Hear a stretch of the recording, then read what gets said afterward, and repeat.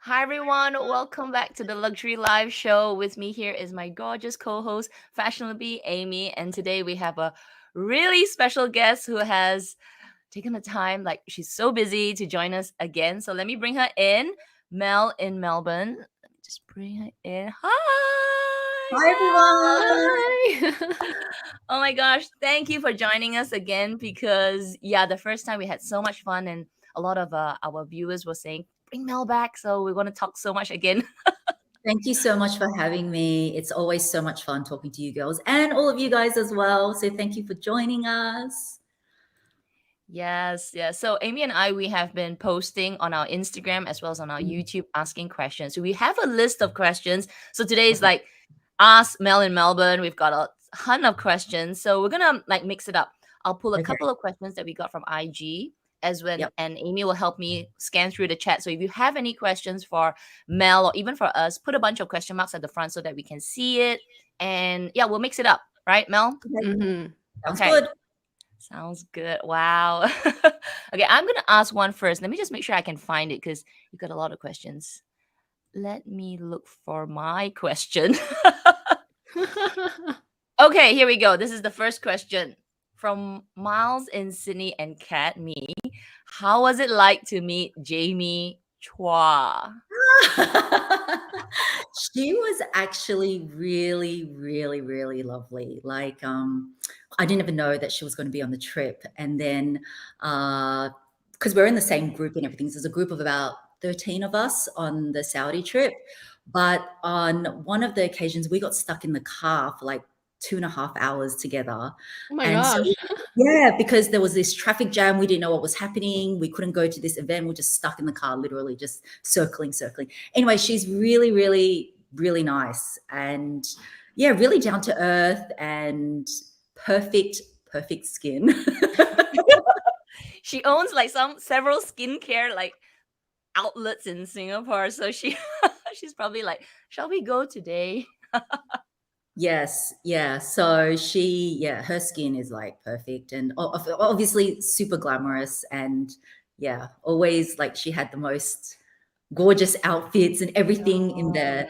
Arabic kind of style. She was all ready, but she was really, really nice. So we did kind of chat Hermes in the car and questions and stuff like that. So yeah, it was really cool. It was really cool to meet her. Wow, starstruck, right? She That's is so like, cool. Is she's she so like cool. Like, she's like a celebrity in Singapore, right, Kat? Is she kind of like yeah, or I would Is say she she's like a socialite in it's a Singapore? socialite, Yeah. celebrity socialite. Like her YouTube, like I watch her YouTube. She's so funny. I mean, at times when she is with her partner, she is yes, actually so funny.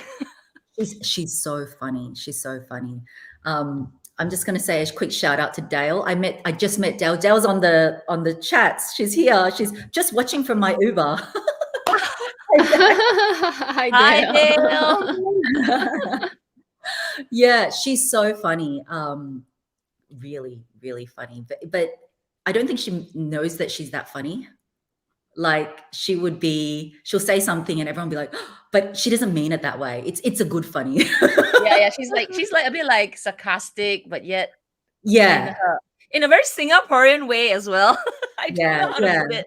There was Yeah, so another she's Singaporean actually on the trip, and she's like a big travel blogger. So them two were like mixing it up because you know how you mix Mandarin and English and yeah. everything. So everything was like just mixed and Hokkien, and they were just always talking like a mix of things. So yeah, Oh it my was really fun. She's really nice. wow. Okay, let's It pull was another one. really amazing, your pictures, your videos, like, and plus, like, the scene, the attractions, and just like the unusual scene. Well, unusual for me because like so much Mm. sand and like sun. Here it's all rainy and everything. So I'm like, ah, It so was beautiful. it was beautiful. It was an experience because Saudi didn't open up to tourism to 2019, so no one could actually go in. So and then COVID hit and everything. So they're trying to promote tourism and everything like that. That's why I was, kindly invited to go on the trip. But it was really amazing seeing a lot of these historic sites because it's like from first century AD. So it's not often that you get to see like everything in Australia. We're such a new country. Everything's like new. So Mm. to see some of those sites, like that was my favorite part actually, just seeing all those, historic places. Nice. How long were you there? I remember watching your. Did you just do an unboxing? I think so, right? Like a Yeah, I review. watched your Yeah, unboxing. yeah. But yeah, I can't remember if you mentioned how many days. How many days were I you was there? I was in Saudi for 6 days, and then because we were going through Dubai, Dubai part wasn't part of it. It was just, I just added that onto the trip at the end. So I was in Dubai for 3 days and then 6 days in Saudi. Ah, Mm. that's Nice. a nice trip, but a little compact. So we didn't even get sleep. Like by the time we got back, it was jam packed. I don't know how travel vloggers do this. Like so much respect to them. Like some nights it's like, oh, you need to meet this time. We'll get back to our hotel room like 1 a.m. And then sometimes because you need to go and see the sunrise, it's like we're gonna meet at 4, and it's like 3 hours sleep. Oh Yeah. my gosh, this So sounds like one of jam those tours. You know, when we used packed. to go for tour, they'll make you when you go for those holiday tours, they'll make you wake up at 4 o'clock, and then you jump on the bus and you gotta go, and then everything. And by the end of the whole tour, the holiday tour, you're like, Yeah. I am so tired. I was so exhausted. That's why in Dubai, I was like, oh my gosh, I just like the first night I was just like slept so much because we just didn't even, it was amazing, but it was like so jam packed.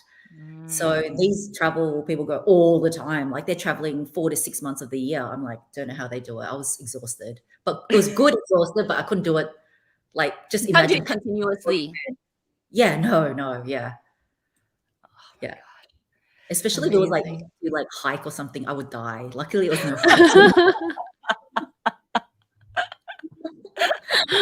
Was it really hot too? It looked hot. I'm not sure if it was really hot.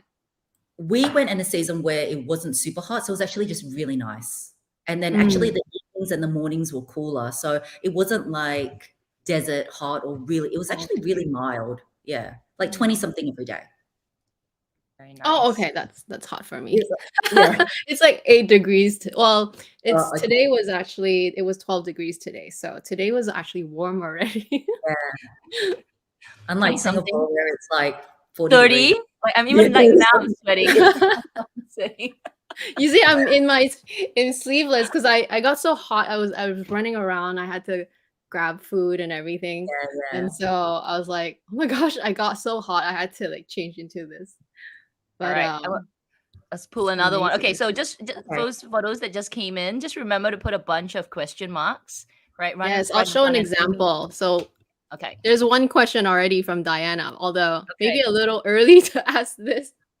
So if you Oh, have questions, do like Diana, like type question marks in front because it's easier for me to spot since we're on a different platform. That way I can draw your question into the screen.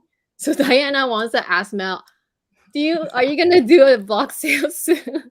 You don't do too many of those, I don't no. think. Hi, Diana. Yeah, I kind of alluded to the fact I know my last one was like 3.5 years ago, and like everyone's been asking, and yeah, I'm not great at letting things go. Probably need you girls to help me let things go, but I'm thinking of having one soon because it's, Ooh. yeah, I think I need to do one. I don't do it very often, but it's a lot of work too. It's so It much is. work.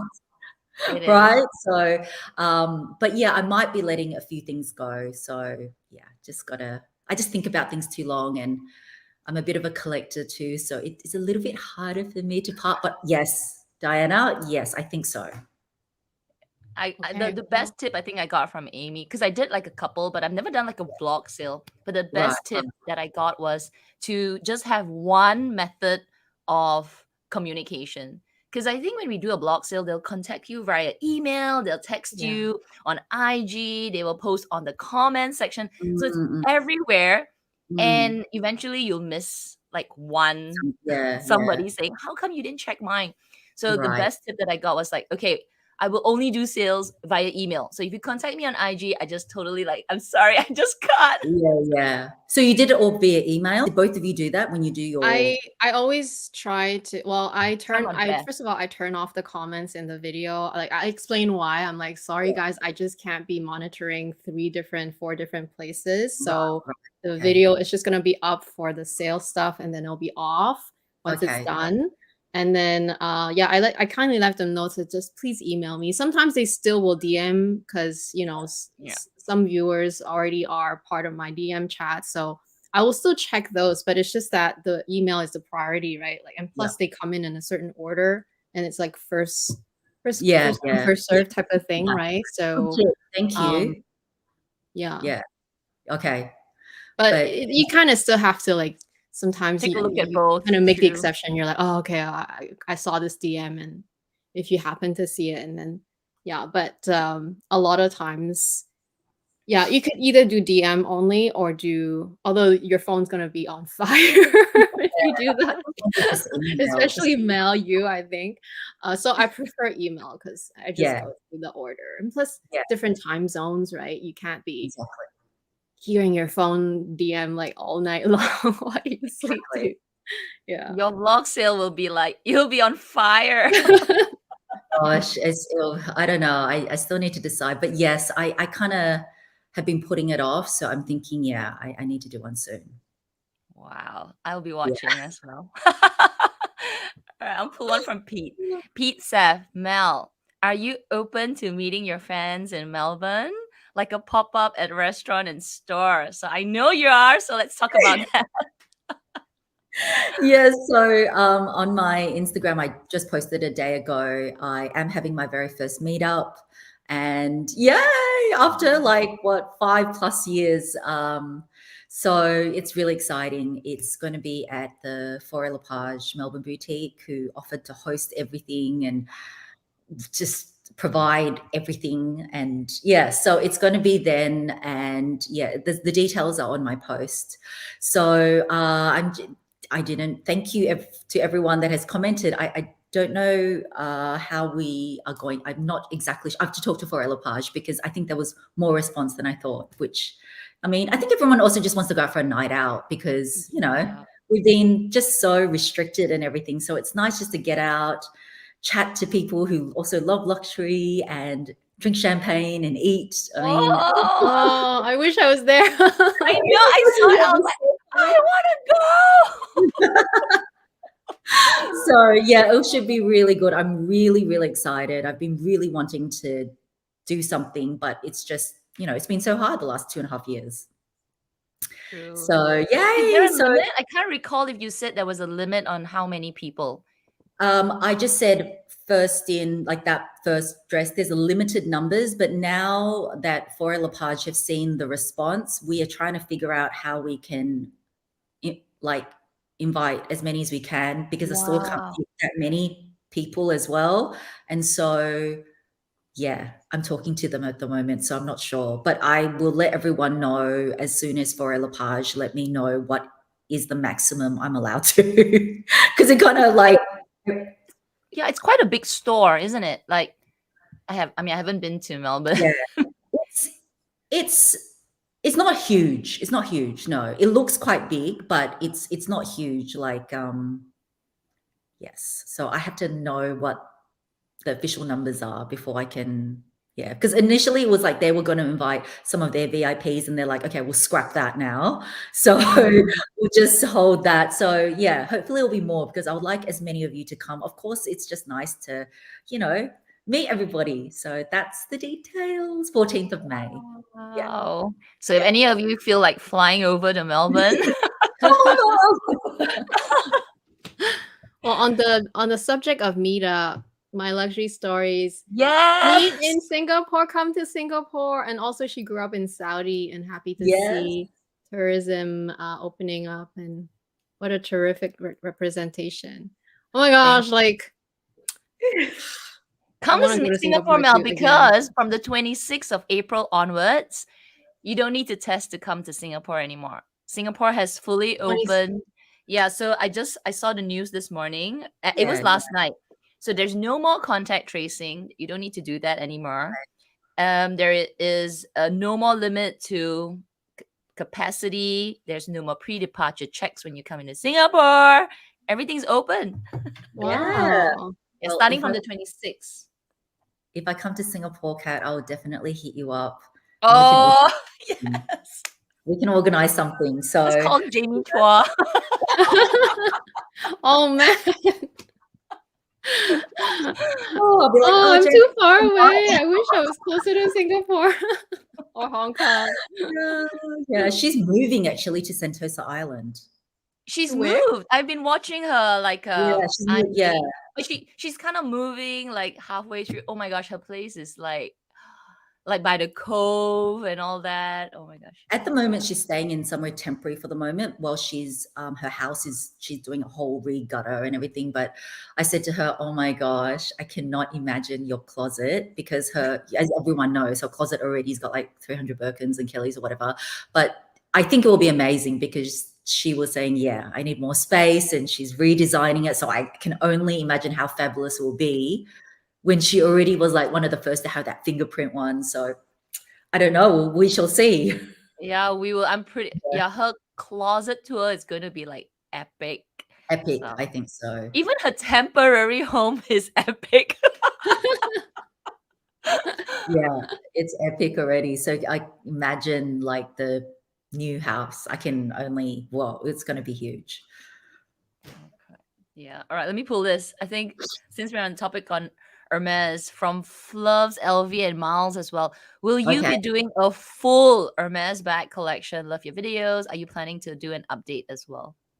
Yes. In short, I will do one. Yes. I'm not sure when, but definitely this year. I know I've kind of put it off. But yeah, yes, in short. How many? Okay, just tell us how many. What's your number now? Like at Hermes bags, is it like? I actually don't know. I don't know. Because I'm counting all Hermes. I mean, yes, I have Birkins and Kellys, but I also have, Everything, yeah.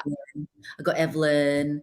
I've got some weird ones as well, like over 20. Ooh, can't Yeah. wait. That's a It's really over nice 20. collection. I'm pretty sure it's over 20, but I haven't gone and counted it all yet. So That would be We epic. have this question from the live chat, and I think we have a similar one in the pre. okay. Oh yes.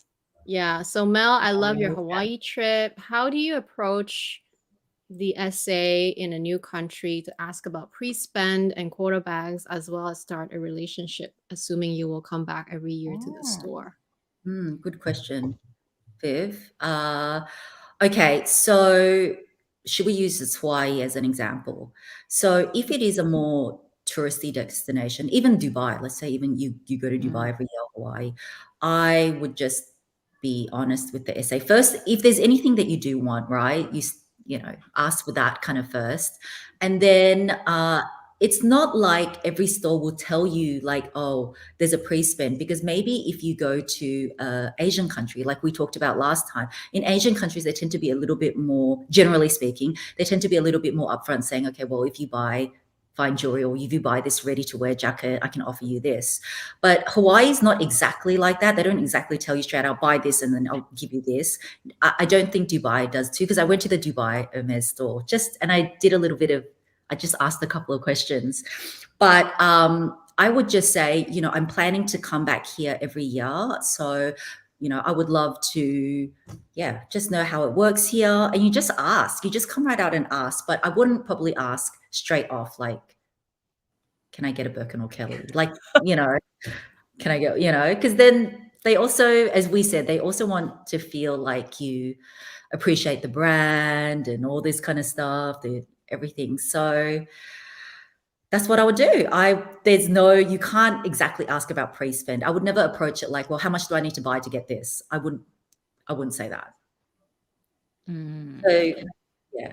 Would you say something like, oh, my wish list is to have a Kelly whatever size, and then how does it work? Would you like approach Yeah, it I that would. way? I would probably Okay. start off with like, if there is anything I want first, just asking about that and saying, actually, we come to Hawaii or Dubai or whatever every year. So can I get the contact details and just say, can I leave? I'm really interested in these potentially. And then you just start the conversation like that and just saying, I would just really after this, because they get so much more stock. And then if they know that you're not just like a once-off, they might be much more open to it, because there's a lot of people I know that fly to Hawaii from the US actually, and Hawaii is their home store. Oh, wow. Yeah. Wow. Oh yeah, from the US especially, because Especially in the I mean, US, it's still the same country, right? It's still the same country, There's but no it's customs really. yeah. Yeah. So, I mean, but It- then there's a lot of people that go to Hawaii every year, I mean, and just holiday there because it's beautiful there. So just ask, but don't ask too directly. Give me a bag. Oh. Give me a bag, like cat. I mean, once you know the essay as well, it's like, where's my bag? Give me my bag now. I was like, can I have a bag? And like, no. No. Yeah. So, Oh yeah. my gosh. Okay, let me pull something that's maybe not Hermes for a second, since we have a lot. Okay, so I'm Luxee. Okay. Hi Mel, what's the most durable stone metal VCA piece for daily use? Daily use. Okay. I don't know if I would say any of the stones are durable, because if you look at all the stones, according to there's this hardness scales, like diamonds are the like 10 MOH and stuff like that. Mhm. None of them actually rank that high in terms of hardness, but in terms of easier to take care of, onyx, mother of pearl, carnelian, which is the red stone, tiger's eye, even blue agate. How do you say that properly, Amy, in French? Blue agate? I don't know. Agate would be the French way, but Okay, yeah, well, agate. I always get panned, so I'm like, oh, I don't know. But is it really a French word though? That's what I'm wondering. I have no idea, but it sounds nicer in French anyway. So let's go with that. They tend to be the ones that are a little bit easier to take care of. None of them, VCA never, you should never get them close to water and stuff like that, because it's never recommended. Even like if you want a piece for daily, then I would actually suggest all their gold ones, because then gold you can wear daily without having to be a bit more conscious of it. But it also depends on the piece. Like if it's a ring or something, because there's more contact with water and things like that, then it's much more delicate. But when it's like earrings and stuff like that, even if you were to wear this daily, it's still okay. Maybe different if you're in a humid climate. Like with the necklace, like malachite is it will get cloudy if you get contact with water and stuff like that. So that one's a bit more delicate, but there's always pros and cons of each stone, because mother of pearl is also a softer stone. Because it's a softer stone, it can get dings too. So if you're stacking it, then it can get dings. But then onyx, for example, you'll show up more fingerprints. So I don't think it's about so durable. It depends on the piece, and yeah, if that makes sense. But generally speaking, those few that I said are a little bit easier to take care of, but you still wouldn't like wear them in the shower or anything. Yeah, it's good advice, because I like some of the stones. I like malachite, but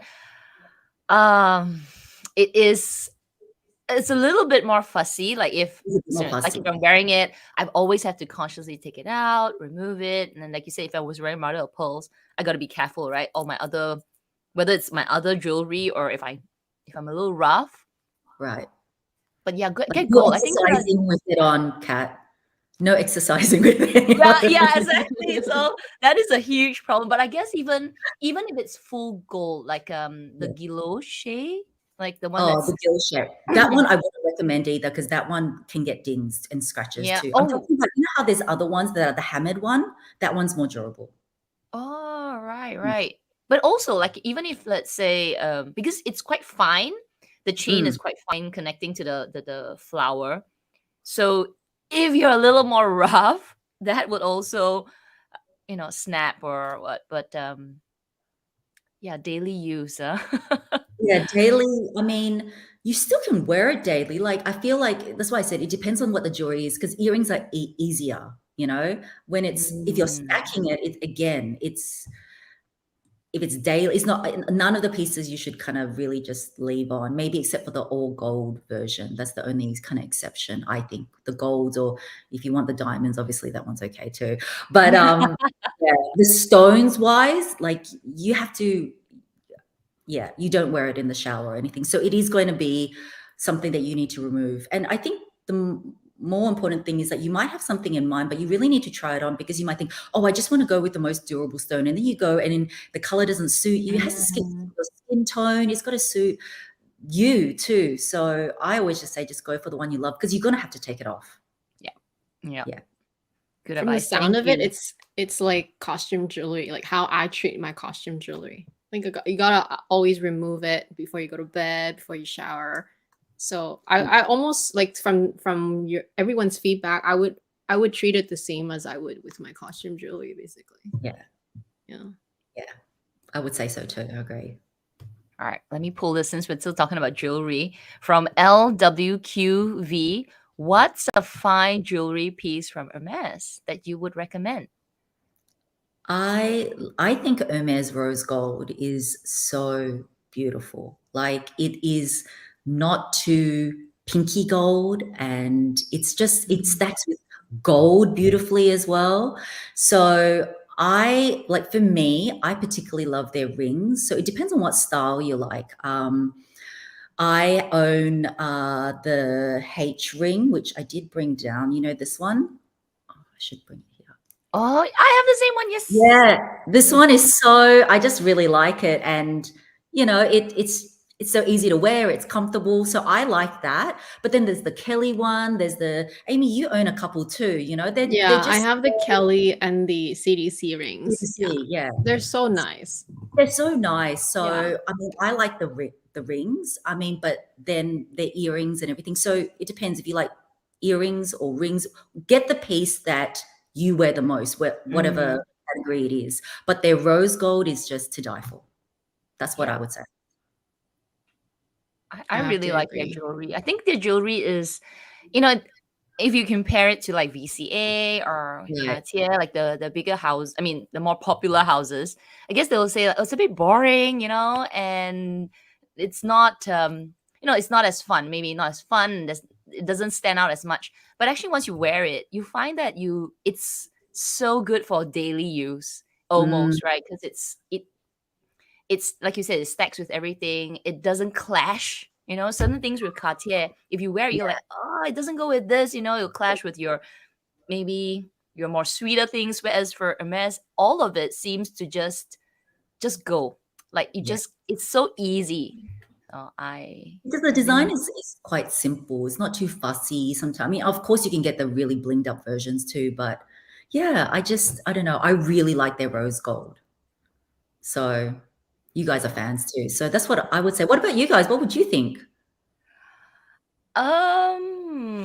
I also have the farandole necklace. I didn't wear it today. I wore another necklace today, but I like their simpler designs, like you said. And in fact, I feel like I don't know where I heard about this. Maybe my essay said that, but Hermes tends to do more rose gold than any other metal.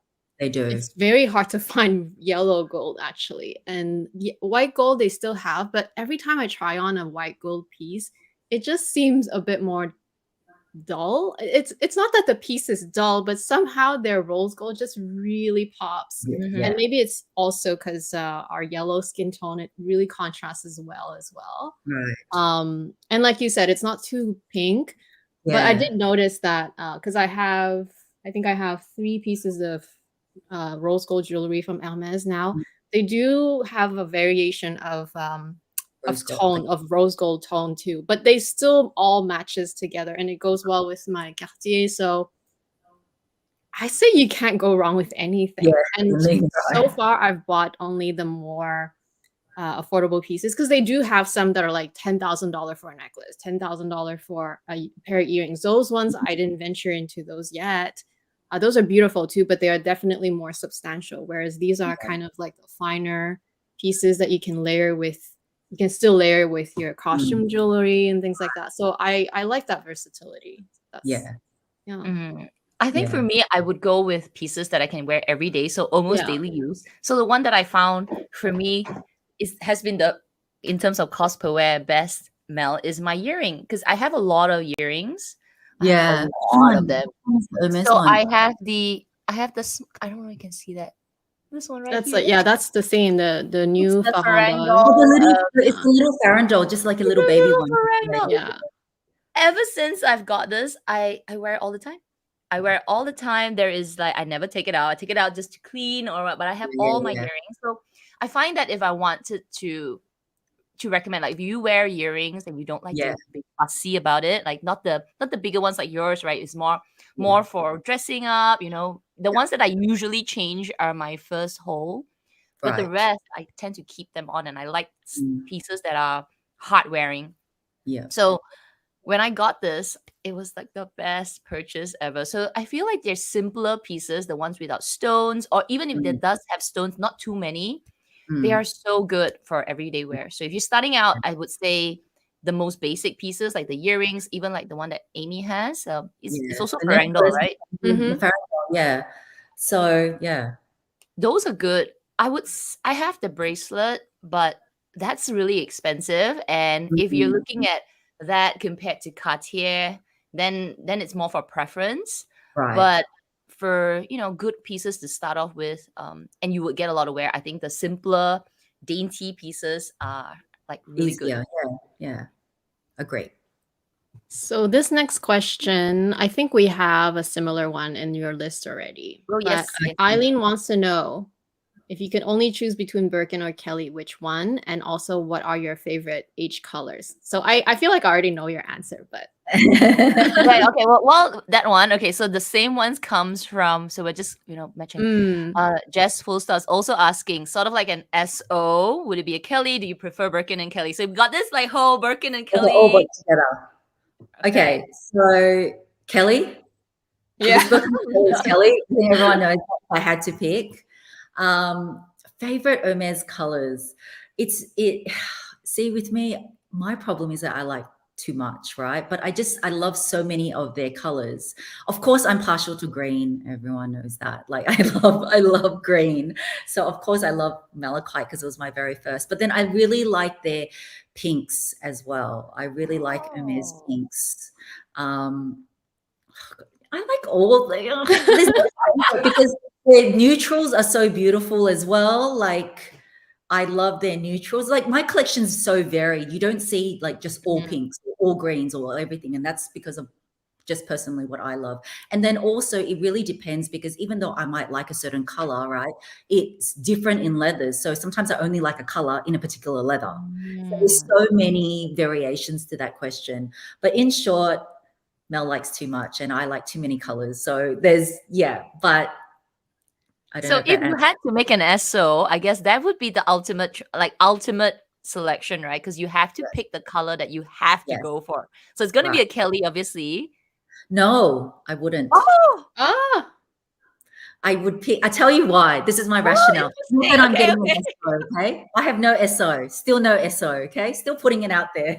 All right, putting it out there. Mel got a SO. Okay. For my SO, and if anyone wants to be offered an SO, for me, I look at my collection. I think, what am I missing, right? I want to add something that I'm missing for my collection. So for me, I do have a lot of Kellys, and I love Kelly more than Birkin. It's not like I don't like Birkin, but one thing I'm missing is a Birkin Cellier in a 25 or 30. So I would probably want a 25 if I was to do it, Oh. right? So it's different because I've got most of the Kelly sizes, but I don't have that shape. And for me, I like to add variety. And then it's more questions than that because for SOs every season they have different selections of what colors you can pick for certain leathers. For example, Birkins have much more variation that you can pick in the hardware color, whereas in Kelly's don't. So every season it's different. So it really depends on what season you're given the SO and then what choices, because it's more limited than you think. But if I was to get an SO, I'm thinking a Birkin, and for me, I would go two-tone. I'm thinking if this is going to be my first, Yes, two I'm going tone. to do Yes. I'm not going to do verso. I'm going to but I won't go like crazy and put like purple and yellow or anything. I would either keep it neutral, like a beautiful neutral combo, or if I do go bright, it has to be in the same family. Yeah, mm. that's what I'm thinking. Just need to make it happen now. No, actually, that would be amazing. I think we just had a members live Yes. on my channel. I think it was last week? I think it was last week. I I think don't know. so. The Time days just flies pass, the back. days go by so fast. We don't know what day is what day. And we were just talking about what were we talking about? Anyway, I was just saying how like I'm now confused. Like I definitely know what my first bag, what I want, but what do I want for my second bag? I'm already confused right now. Like I'm thinking, do I still want another Birkin? And why am I thinking that? Because I'm thinking of the Cellier construction. So yeah, that's what we talked about. Now Yeah. it was very, very interesting discussion because We had some your members mind just say- changes a lot. You do. Especially Your when mind- I'm still kind of new. in this Yeah, and your whole mind changes, journey. and it depends on sometimes on what you own, and sometimes you're more open to things because it's like you could change your mind if you see it in person. Yes. And then the Yes. colors. That's why I said the colors, in depending on the leathers, and then talking about SOs, like you also need to consider. For some people, it's a consideration. You know, you can't get a lot of that certain materials in regular offerings. So like Chev, you know, like. Yeah, and then even if people love Togo, you can do a Togo Cellier if you want in SOs. So that's another option, you know? So it's just like, that's why I want an SO. Okay, Hermes, are you listening here? Yes, come on. Oh my gosh. So I think when we were doing that members live, Yeah. a couple of members mentioned that it could be, right? It could be that the Cellier Birkin, Cellier a Birkin limited- 25 is actually limited edition. Yeah. So it's a style that they've created, but it may not be that you can get it all. So it's not like a standard offering like the Togo Raton, but the Birkin Cellier is actually kind of limited edition. Like they won't produce it. So Did they say? there I you didn't go, know that. FOMO. Yeah, I like, because I love Kelly Cellier, you know, the Birkin Cellier always attracted me. I know at the start when it came out, people were like, oh, you know, because the whole point of the Birkin is supposed to be relaxed, casual, you know, that kind of vibe. And then all of a sudden it's like this, it's very boxy, and you know, the Birkin's so much wider too. But I like it. I like that. So yeah, I would probably get that, because it's really hard to get a Cellier 25 or 30 Birkin. So yeah, so many things to consider. So I'm not going to think about it now, because then, you know, for a long time. Very nice. This ties into sort of this question, I guess, because Yeah. I'm guessing that, would you go for an SO at your local store more, or anyway, so this question from my H journey: have you been shopping at your local store, and also is the Constance considered a quota bag in Australia? Absolutely. I've still been shopping at my local Hermes store. It's just, as I said, with Melbourne, we get so few offers of quota. I have asked. They're just like, no. so I'm like, okay. I mean, and Constance in Melbourne is not considered quota bag. Oh, it's not? Okay. Oh, Here it is. I asked. The last time I asked, no. Oh, But maybe good. it's changed. But no. Still not easy to get anyway. Still not easy to get anyway. I mean, anything is just not easy to get. Like, people are still on the wait list for Pinkertons, Mini Evelyns. Nothing's easy to get. Don't you? Okay, Mel. Off topic a little bit, but don't you find it so annoying now? Like everything is so hard to get. We complained about it. Like you ask, do you have a Tweely? No. Okay, Melbourne. I think there are a lot of Tweelies, but in Singapore, it's like, do you have a Tweely? And it takes out the tray with nothing on it. I'm like, what is going on? What's going on? Yeah, it's definitely a lot less stock. And then when they do get stock in, it's like just kind of like tends to be kind of all at once. And yeah, and then they were saying to me that even with jewelry, like certain fine jewelry, I was talking about certain piece, they all have to order it now. Yes. Like it's just it's definitely COVID has affected all that kind of production. And that's why I think when we were chatting before, like people are finding that if you want to talk about pre-spend, it's not really even, you know how we're saying generally is 1-to-1, it's kind of like much more now. Yeah. Like finding it's much more now. Or people that have been telling me as well, like I'm finding it's much more. So yeah, it's just so hard to get anything. So And yeah. it's not only Hermes, like every other store. I mean, yes, COVID is one thing, but generally when you go in, even though it's like everything, it's beyond, it's become like a norm where you were asked Mm. something, very like the answer is no, we don't have anything. It's like, why do you even have a store? Are you referring more to like say Chanel and LV more Chanel, so? even LV, yeah, Chanel, LV, at least the bigger houses. Yeah. Yeah. I find Dior still has stuff though. Oh, okay. I haven't been to Yeah. Dior for a while. Yeah. So Dior kind of still does, but I don't know. I haven't been into a Chanel for a long Oh time. my So, but god. they're going kind of a bit more Hermes model now. Mm. Oh, they definitely are. Mm. I kind of follow different like the purse forum, but I also follow like different threads on Facebook and just I kind of get information from a lot of places. And I saw somewhere on Facebook that Chanel, apparently it's also confirmed by several essays that Chanel will only offer bags to customers who are considered elite plus, and that is with a spend of 25,000 USD per year. So it's sort of like you're seeing all that information kind of float around, and whether Mm. it's true or not, I think some stores are definitely implementing them because I mean, someone posted that, it must have some degree of truth to it. And I also am finding that you know, I do shop a lot at Chanel, so I do definitely spend that amount already. But like I am finding that everything is so much harder to get, and it always was, but it just feels even more now. And you're Mm. lucky to even just get one. Mm. You know, just that's why every time there's a new collection, of course I love everything, but I will have to like basically pick one Yeah. to ask my essay to concentrate on instead of Mm. making that essay confused, not knowing what is your priority. I will instead just tell her or him, Yeah. one like this one, try to get me this one if This one. possible. Yeah. And it's just a matter of if you're lucky, you will get it. If your essay, because here it's the lottery system too. So your essay has to Yeah. win the lottery and then they'll be able to offer it to whichever clients. So Mm.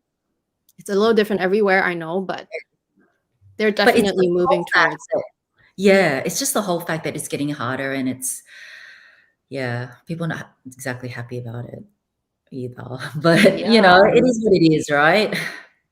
Especially if it ties in with price increases, right? Because you're trying, like you saved, you tried, and then everything is no, I'm not, you're not the VIP because you're saving to get something. And then next thing you know, price increase. So it's quite yeah, it's hard. Yeah. It's hard. It's hard. Yeah. Chanel price increases. Like Australia is one of the most expensive now because we had another price increase in March just from Oh, November. March. You know how there was wow. that big increase last year in November? You know, that big one? We had Yep. another one in March. Oh. For everything or like a specific Yeah. bag? A lot of things. So like a lot of the popular styles. So all the classic flaps again, and then minis, Chanel Crazy. 19. Yeah. Well, I just can't believe it. So when I was doing the conversion, like we're more expensive than the US by like, even when you add the tax by quite a bit now. And it's, yeah, because here, right? So the small classic flap is nearly 13,000 AUD. Wow, Yeah, the interesting. small here, I don't know the price, but I think it's close to 13,000. 12. I think it is that price in Singapore. I don't think it is. I think it's still 13. 13,000. 13. That's That's like a like, Birkin. it is a Birkin. It's more than a Birkin, actually. The price here is more than a Birkin. Birkin Yeah. 25. Medium is like, the medium's almost 14,000. The jumbo is like 15,000. Ugh. More than like that's the prices here. We had another price increase. I was like, wow. Yeah. So you Can't try to keep up. chase for a bag and fine. Let's say I say, okay, I'm gonna do it. I'm gonna pay that 13,000 for a small classic flat. And you go there and you're like, no classic flat. Like, just give me the bag. Yeah. So But you know stubborn. what? I reckon with Chanel, they have classic flaps out the back too. Oh yeah, they do. They For just like sure. they just also want to do like offer it to the people that, you know, buy more there. Yeah, but they do classify. Definitely all the brands classify. You know how, Amy, you were saying like Elite Plus and stuff? I'm 100% sure there's Elite Plus, Elite, very good customer. What I'm sure they have a system on everyone. They do. They do. Yeah. Yeah. Okay, let me pull this. All We have a right. lot of questions. So yeah. Okay, let's pull some more. All right, yes, coming on. Okay, Stephanie, Okay. love up. What are your thoughts on Rose Sakura wear and tear, on the color and then wear and tear in general, the Swift leather? Mhm. Do adding a thick organizer keep the structure of the bag? Okay. Hi, Stephanie.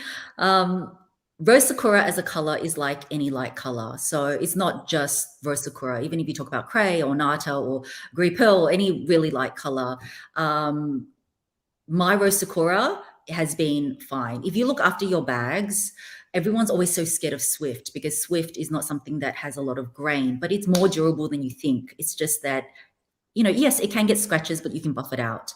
And especially with Swift, it's a fine balance. You can't add an organizer that's too thick, otherwise it will leave indentations. But if the Oh, yeah. organizer is too soft, it won't help the structure.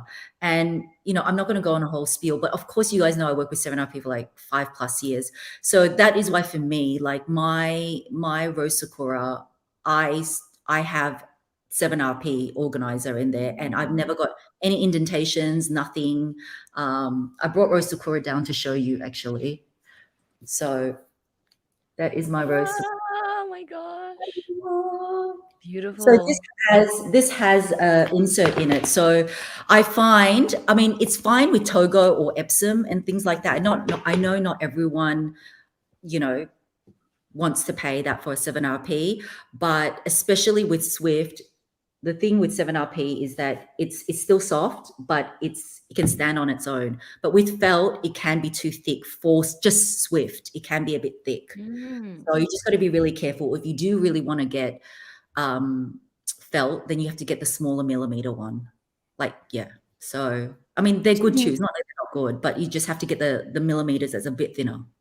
Do you store, like when you store your bag, you keep the bag organized and not cinched in as well?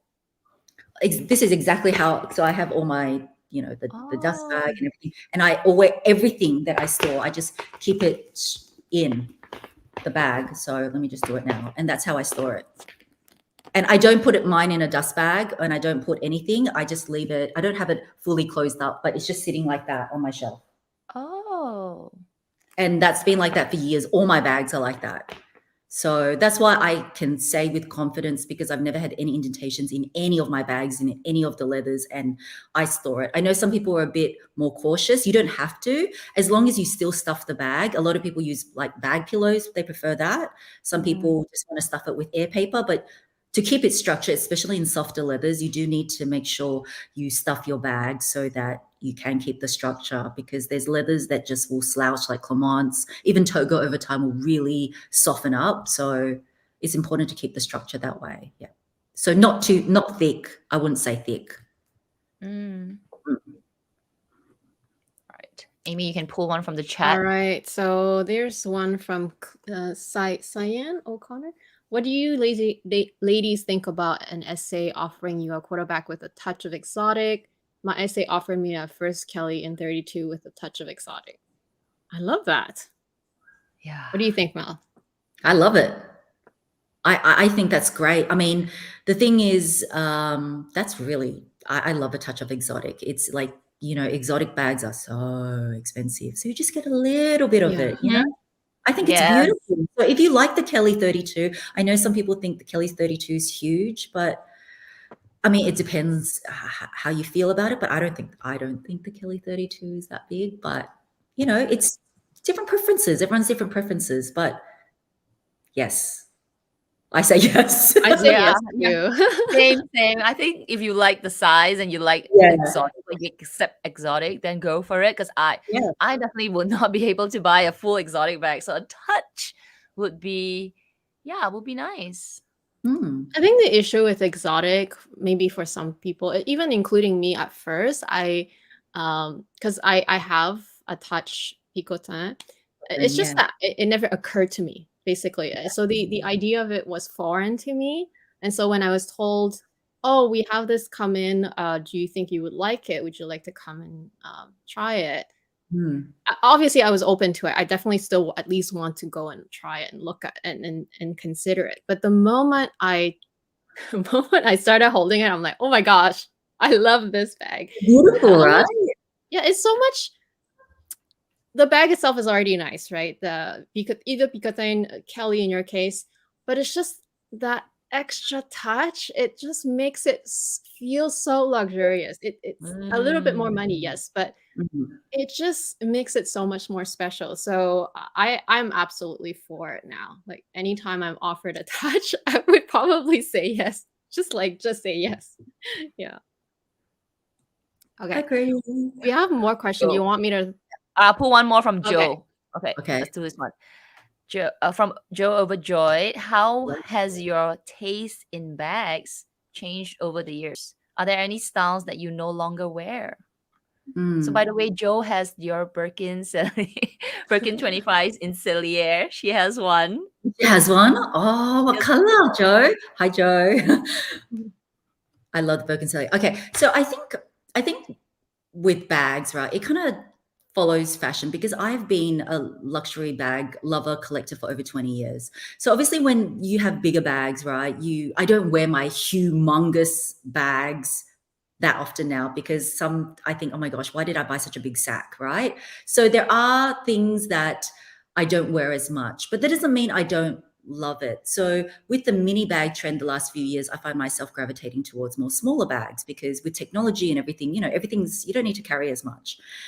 But for me, I think I'm a little bit different because I really love bags and I'm a bit of a collector. My bag taste hasn't changed that much because I've always loved a variety. I've always loved different colors.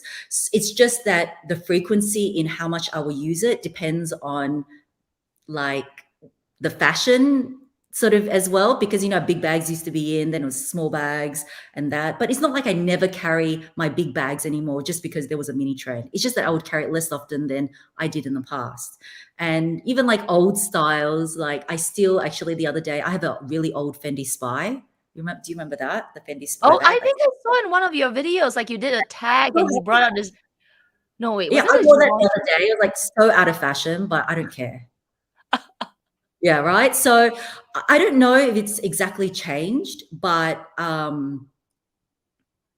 don't wear some of them as often. Like I don't bring them out so much, because they just maybe, yeah, I prefer my other ones, so you just don't gravitate towards as much. Does that make sense? Yeah, it makes sense. Yeah, it's not like you just don't. It's like you just don't use it, but if you want to use it, you're thinking, well, I've got these other bags that Yeah. I'd rather use at this time. Yeah, It's not that rather you don't that you don't love it anymore. It's just yes. maybe you prefer something more. Yeah, so totally Yeah. get it. It's like, like sometimes when you get like new clothes and stuff, like you kind of just want to wear your new stuff, and then all your newer things. But yeah, I do still go back and wear some of my old things, but yeah, just the frequency goes down a lot. But yeah.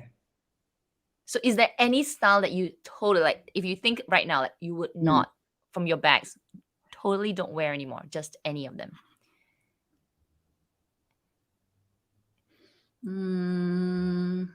The only one I can think of is my Bulgari, right? Which I mentioned in one of my videos. That is humongous. And that's the only Yeah, one I think I remember that one. anymore because it's like a huge sack that looks, I don't even know what I was thinking. Like, I don't like that at all now. That's the only one I think that I just have not touched. Like it's so ugly now. I'm like, what was I thinking? But some of my other ones, even though they're still really classic, like I've got this Gucci from like 20 years ago. It's a hobo style that I probably don't wear hobos as much, but I still really like it. But that one, that Bulgari one that I got, I just think it's ugly. So yes. Yeah. Well, at least it's a good conversation piece. You can laugh about it. Like what You gotta went laugh wrong? What went wrong at that point in time? Yeah. So I feel like Mel, with you really are you truly like every style. That's how I feel when I watch your videos and when I watch your hauls. Whereas I think we were just talking about this also in a member's live, probably also last week. And I mentioned that, just even 5-7 years ago, I would only buy bags that have a crossbody shoulder strap, and I would refrain from even buying anything that doesn't have it. Whereas Right. now, in the past couple years, I don't prefer it. I mean, I like that they're there because you have the option of going hands-free, but I actually prefer hand holding my bags or even just wearing on one shoulder because it just looks more put together. There's something about, and even Kat said that, something about the crossbody strap making you look sloppy. And I think that's how I changed in terms of my I style. understand. Not necessarily the bag shape itself, but just the fact that I don't prefer it too casual now anymore. I still love that they have straps attached, and I don't mind if they dangle, but I just don't wear it that way so much anymore unless I was really Mm, running around, like running yeah, errands or I'm traveling or something. So that that's totally. what changed for me that I noticed a significant, hence the reason I think many people were kind of surprised that I wanted a Birkin first instead of a Kelly, because Yeah, I really just like the idea of the hand holding and the fact that I can easily get in and out of the bag. mm, That's my logic, I yeah, suppose. Yeah. I think for me, yeah. So adding to what Amy said, is that yeah. when I was buying bags last time, everything had to be crossbody. Like I prefer crossbody. If it's top Oh, handle, I'm like, why would you want to hold your bags? But Yeah, right me too. now, I'm sort of changing. Like I still yeah, have that crossbody option. Like if they have a strap like the Kelly, I would use it. It's good to yeah, have, but it's no longer the prime selection. It's like I want that top handle. I want to hold my bag. I want to put it in my arm. So it's a change of taste. I So for see. you, you seem to just not. I just love everything still except for that one Bulgari Yeah. bag. Yeah. I mean, there's some, of course, some of the bags I don't use as much, which I don't love as much. But I think that that's because more of my background too, because as you guys know, like I'm not sure if all the viewers know, but my history is in bags because I used to be a bag buyer and all of that. So for me, I really appreciate all of it. Like I've never just worn crossbody or shoulder or handheld. Like I like them all, which is a problem in itself sometimes. So, Yeah. True. it's good, but it's bad. Okay, And I think we have a couple questions about Cartier, so I'll just pull both of them. They're kind of not related, but Sandra, I'm looking to purchase a small love bracelet. I run every day, so I'm worried that it will not be comfortable, could get damaged. Should I get a love cuff? And then from Corinne, I'll just pull them together. About Cartier watches, is it cheaper to buy from a watch dealer or directly from the boutique? Ooh. Are the prices fixed? I have no idea because I don't own a Cartier watch. So maybe you ladies know. Mm. I think the first question is good for you, Kat, because you exercise and Yeah. I I just wear it all the time. yeah, I think with running, it's not an issue because you're not like running like this, right? Your arm is not going, at most maybe there is some movement on your hand. But if you get a size that's not too tight but also not too loose, actually it's you get used to it. Maybe at first, as a bracelet, you would feel like it's always there, but after a while you kind of forget mm, about it and it almost feels weird not having it on anymore. I feel like with the cuff, I have a cuff, but not a Cartier cuff. I have a cuff from David Yurman. One thing that mm, I don't really like about the cuff is that I don't know how to explain. I don't have it with me, but it can when it's sort of like this, right? You go around, but when it turns, it sort of like clips the hand a little bit, and it mm, feels like it could come off at the same time. So, whereas for the full love, it's I guess secure, right? You don't go around. So I think that's something to consider because you're moving, right? You're moving, you're running. I don't know how fast you run, but I don't run that fast. And even when I exercise, my hands are not really well, my hands are when I teach my classes. So I don't find that it gets damaged with my other pieces. And over time it gets more comfortable. I want So to add something because she's asking about the small love, which I do have. So mm, I agree with everything Kat said, but also the fact that it depends if you stack or not. So I don't stack, right? I only have one bracelet, and most of the time it's just stuck right here. Like Yep. it doesn't actually move very much. I guess with you running it might, but I guess depends on how much flesh you have too. Mine is always just like kind of comfortably stuck here, and it doesn't hurt me or anything. And like Kat said, you just forget that you even have it. After 2 weeks, you'll be completely used to it. You don't even care if it gets scratched, if it bangs against the wall or anything. It just becomes a part of you. And I haven't removed it since I have it now for a year now, over a year now. And I only removed it for the first month, and then after I just have been wearing it since. So I think you are making the right choice if you want to go with the small love, because it's very, very comfortable. And about the cuff, I agree exactly what Kat said.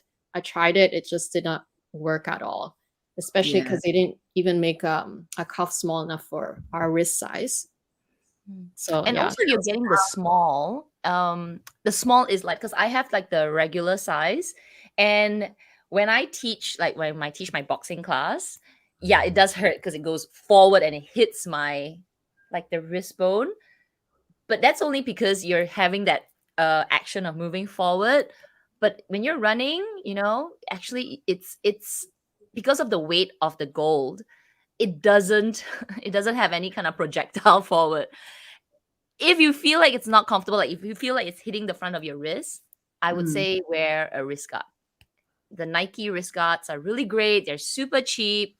Get one that fits your hand, because I have a really small wrist and I had trouble looking for a proper wrist guard. I tried Under Armour, I tried Adidas, they're all made for men. But then I actually bought one from Nike, and Nike makes them really tight. So I don't know if it's an Asian fit, but it was like this, and it was so good. So that's another option if you're thinking of, you're thinking of like don't want it to be damaged and moving around. So a wrist guard will help. Anything to add, Mel? No, because I don't. Yeah, I was going to say, do you wear one of those wrist? Because I think one of my subscribers was saying that because she exercises, she just wears it with one of those wrist guard things. Yeah, it helps. It helps That's a lot. That's a good thing. But if I had to pick between cuff or bracelet, always full bracelet. That's what I would pick, and I think everyone's the same too. And then on Cartier watches, I think it's the same price. I bought for my husband one of the Cartier watches because Watches of Switzerland is a dealer, and it was the same price. It's just that sometimes the Cartier boutique might sell out of it, and then the other dealers that sell Cartier, they haven't. So I'm pretty sure it's fixed. But then sometimes, even though you're an authorized seller of a brand, it depends on it as the brand as well. Nowadays, not so much, but I think in the past, they may have given you a discount, but I feel like now there's no discount. Watches are so popular, they don't even need to do that anymore. Whereas in the past, it was like, oh, I can get a bit of a discount if it's this, but now they don't need to. So yeah, that answers that question, I think. Yeah, I bought my watch from a dealer. I didn't get it from Cartier because that time I just was not sure on how to buy go to Cartier, so I was a bit afraid. But I got it from a dealer, and that time I did get a discount, but a little bit. So, but then later on, I did ask my Cartier boutique. I said, "Oh, would it have been the same?" He said, "Yeah, pretty much. Maybe just a little bit, like a couple of hundred, but you get the entire full experience in the store." I was like, "Oh, okay, I didn't know that." So it depends, but I agree, Mel. I think now, even if you go to a dealer, because everything is also sold out and it's so popular, you might as well just wait a little bit and get it from the store, because they won't sell it to you unless you buy all other watches. That is another situation. Yeah. Okay, let me have pull another one question from. Oh, did you want to go? Let me see. Is it the same? From Joe. Go. Is there any vintage Hermes that you would like to get? I love the original Mini Kelly with the oversized handle. Yes, that one's really love that. So expensive. But yes, I would love the original Mini Kelly with the oversized handle. That's one I would love. And another vintage Hermes that I would love is an exotic skin vintage Hermes, because they're reasonable. Are they still? I mean, because of the popularity, wouldn't they be so much more now? I mean, I think if we bought them like maybe 6 years ago, but now they are pretty up there as well, right? Or They still are cheaper? pretty up there, but it's still cheaper. And Mm. because remember on the last live, I was telling you I would be really open to exotic. So I'm always just like generally looking around and stuff. And you can get exotic bags and stuff for still like much lower than retail. Because exotics are not for everyone. So you just have to make sure it's from the right source and everything like that. And see, for me, I don't mind the bigger sizes. I feel like in an exotic, when it's like croc and stuff, the bigger, it looks amazing.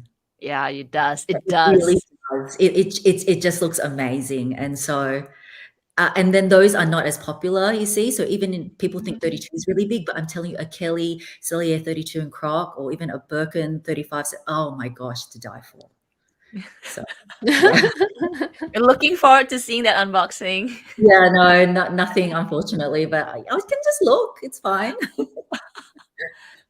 Oh, okay, let me pull this. All right, from Katie Madison and Miss Animali. Love your show, ladies. Okay, Mel, do you prefer gold or silver hardware? What's your favorite leather? And what is your favorite? Okay, what's your favorite? Both of them are asking what's your favorite leather from Hermes, and if you prefer gold or silver. I don't have a preference for gold or silver. For me, it just depends on the bag, the color combination. I'm very open. Sometimes I prefer silver, sometimes I prefer gold. So I don't have a preference just because I mix metals all the time for me. So no preference for me, just depends on the bag. I think with the fave leather, this kind of came up before. Obviously for ease, I find Togo the easiest to look after, but I'm finding myself as I'm going on this, like what I'm really looking for at the moment is much more heritage leathers. Like I've actually asked, I really want, I guess ties in with the vintage thing. I really love box leather. Oh, we And have a box leather question. Yeah, okay, we'll yeah, pull that I up really next. like box leather, and I'm just really appreciating the heritage leathers. Like I would love a Barenia for Vogue. Like I love the ones that patina over time. So it also depends on the bag because certain bags look better in certain styles. So I don't actually have a fave leather. Wow. I was gonna say that I was gonna say that Mel's favorite leather is Epsom, but I'm corrected. No, no, I mean, because I like Kelly Celliers, they tend to make it more in Epsom. Yeah, but it's not necessarily my favorite leather. But I Can do I like ask? it. Yeah, go. That's my question now, because I know you are a Kelly girl, and Yes. like you said, most cellier is in Epsom. Yes. Don't you find them hard to get in and out? Your Do you know bag. Epsom? It's harder, of course, than retourné, but Epsom does soften over time. I know people don't think it's seven, but it really does. I can tell from my sangles. Like I actually brought my black one down. When this Okay. was first like that, these sangles did not droop like this. Really? Mm, Grab mine. It was much more like this, like that. okay. I'm Oh just using yeah, you're right. it's I'm looking droopy at now. mine. Yeah. So Epsom does soften. Like people just think it's so hard. It is hard, of course, it's structured. But Cellier, it's always going to be harder to get in and out than Retourné.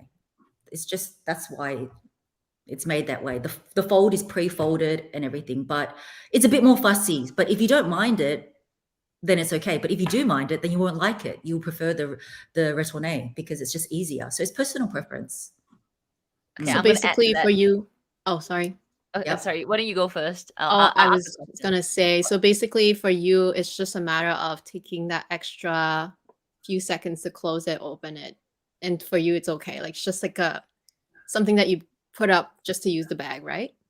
Yeah, because Okay. I find even with the Retourné, you still need two hands to close it. Right. All of them, like both of them, you still need two hands. And I don't leave my Kellys open. Like I actually don't. Like I always close it up because Mm, eventually, I mean, it looks really chic open like that, yeah. but I mean, we can get away with it with the Cellier more, but it really puts a lot of pressure on the handle. Yeah. I was just gonna ask you that question. Are you a person that walks around with your bag open or closed?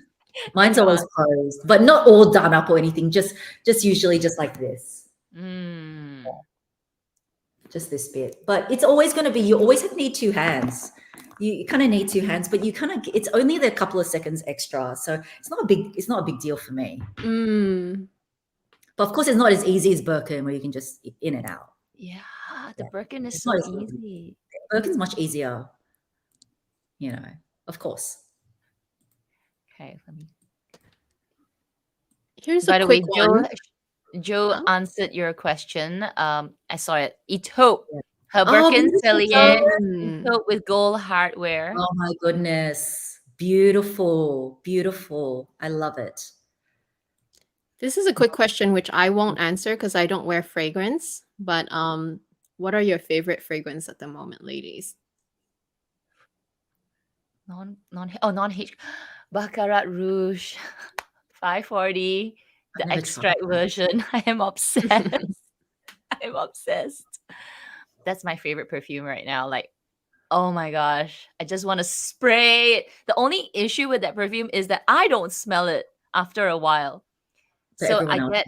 I get a not a nos. That is a word for it. Like basically, everyone smells you, but you don't smell yourself. Because you get used to it. Yeah, Do you travel with your perfume? I didn't, but I think when I travel for a longer period, I will carry that perfume with me. That's my favorite right now. I have two, so that's one. I also like Petite Sherry from Anik Gutal. But yeah, I really like this Baccarat Rouge. I don't know why. It's so yummy. What about you, Mel? I mean, I have perfumes. I do wear it, but mine are all like kind of old. They're not like the newer things. But I really like the Love by Tiffany and Co. It's just very I easy that. to wear. Yeah. It smells really nice. So I've been using that a lot. Like my bestie gifted it to me. And then yeah, I really liked it. So I actually just repurchased another bottle, the Love. So if you like, I guess it's floral. I don't know all the terminology for Yeah, me fragrance. too. Like all the top notes, and I have no idea. But yeah, it smells nice. So I think generally speaking, that's quite popular because it suits a lot of people, and that's why it sells really well. So that's my fave of late. Okay, I'm Nice. reading a few questions on the live, and it's like I want to know too. From Viv, I heard that you're not supposed to put anything in your H bags, but if you have a light color one, say craie or béton, will you put any protector to prevent any color transfer? Okay, first of all, I was intrigued by this question because I'm not sure where you heard where you're not supposed to put anything in your Hermes bags. That's just funny when I read that. Viv, do you mean like you're not supposed to put an organizer in there or on? I think on. Put any on our like spray. like spray? Oh, spray. Oh, is that what you mean? Okay, because I thought she meant you're not supposed to like basically use the bag. Oh, yeah. Not use put anything. Yes, Hermes always says you shouldn't put anything on your bags. You know how there's always those sprays that are like, protect. I don't put anything on there. I have Nata, I have Baton as well, and I don't put anything on there. You just have to be careful with what you wear it with. I know it's a pain, but you kind of just have to be careful with what you wear it with. I mean, there are sprays out there that you can put it and prevents color transfer, but personally, I've never done that. So I can't comment on that. Yeah, I've never tried, even for like LV items, when they say you can use Apple Guard, I've always heard about Apple Guard or some guard, and you say you can spray your whole bag and it'll protect it from the vaquera getting darker. I have never done it. I've just let it be, and if it gets darker, it'll get darker. And recently I bought a Chanel denim, my first ever kind of like, no, not the first, but like my fabric bag. And Amy has the same one, a denim bag. So I just said to the essay, I said, maybe I should try and spray something on this bag to protect it because it has a little bit of that graffiti words on it. Oh, yeah. And the essay said, no, please don't, because you would change the color of the bag. You don't know if the material will soak in, and certain sprays may not be good for the thread. So she said something like, okay, the thread that they use, some bags are maybe the threading is nylon threading or the threading is cotton threading. So some sprays, if you spray on it, it can actually damage the thread. There you go. I was like, oh my god, I didn't know that. So oh, Amy went off. I think her internet. So yeah, so it really depends, because it could be maybe this alcohol, or it could be some kind of chemical in the spray that could be good for the bag but not for the thread. Threads. That's a very good point. Very, very good point. Yeah, because you don't think about all these things, and then yeah. So I personally, I don't use anything. I don't use any spray protector. I don't use any sort of even conditioner and all that. I mean, I have before. The only time I actually got color transfer was on one of my YSL bags, but I got to it early, and there was this conditioner that one of the, I can't remember which brand, told me about, and they use it for their it's like it works on caviar really well. Well, the YSL caviar calf skin. And you just wipe it and get it off straight away. That's the only bag I've ever had color transfer on. Yeah, but never on any of my Hermes. Yeah, I wouldn't risk it. I'll just send it back to the spa if I really need to. Actually, yeah. Okay, let me pull a spa question then. This one. Okay. 2 actually. So one is from Sarah 84. How do you tell if a vintage Hermes box leather bag with Cornerwear is fixable at H Spa? And to add to that, have you ever brought any bag to the spa? Do you know the price? So that I don't know this at all. So Mel, or I don't think Amy as well. So Mel. I've actually never brought a bag to Hermes to get sparred. And the thing is that when you bring it in, they will need to send it off for a quote anyway. It's not, I think there's only certain stores that have artisans there where you can have an appointment with a craftsperson where they can give you a bit more of a quote. And nothing is guaranteed. That's why, I mean, the store staff are not experts on this. So even if it was a Hermes box leather bag, they will say, we will send it off, and then the craftsperson will see what's fixable or not. Generally speaking, with box leather, it's known to be like a leather that can be refurbished quite easily. So you can't exactly tell. But if you were worried, right? I mean, just say you were wanting to buy a pre-loved box leather bag, you can always like get the seller to send you pictures, and then you can, if you're worried, you can send it off to Hermes, and they can maybe send it off and might know just the damage of it. But it depends on how bad the cornerwear is. You know, there's so many variables to this. So you can't tell. You can't exactly tell. But generally speaking, box leather is a leather that they can repair very well. Yeah, I think they should be. I actually asked for my toolbox, because my toolbox is made of Swift. I have a toolbox 26 made of Swift, and there were some lines, and I did ask my essay, and I said, oh, what if I need to, one day, because it's kind of like slouchy now, and if I needed to bring it back for a spa, can they help me do something to it? And generally they don't know, like, because they have to send it back all the way to France or their workshop, wherever it is, and that they say can take a long time.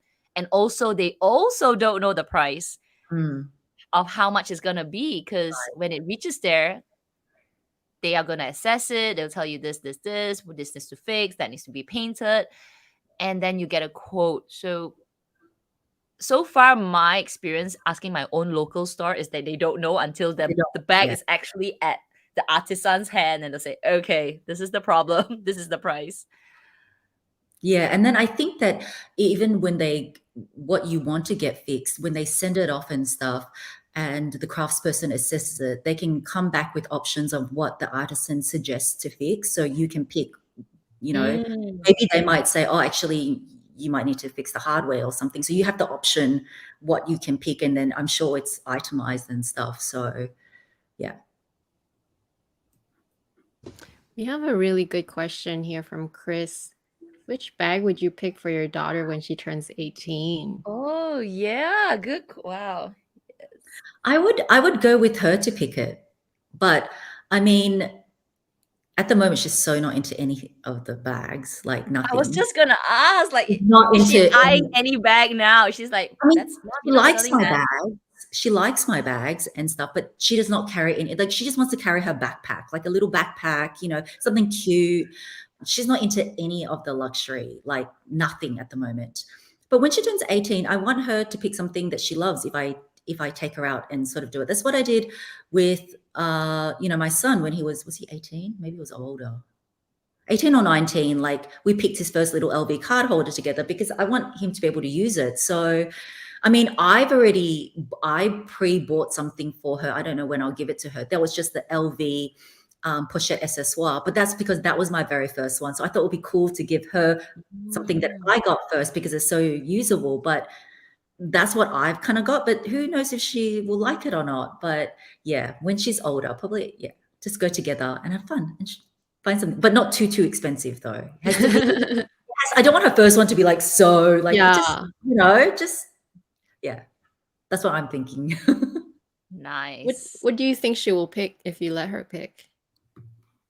I actually have no idea at the moment because she likes my bags, and sometimes I'm like, oh really, you like that one? And so I don't think she really has a taste in it at the moment.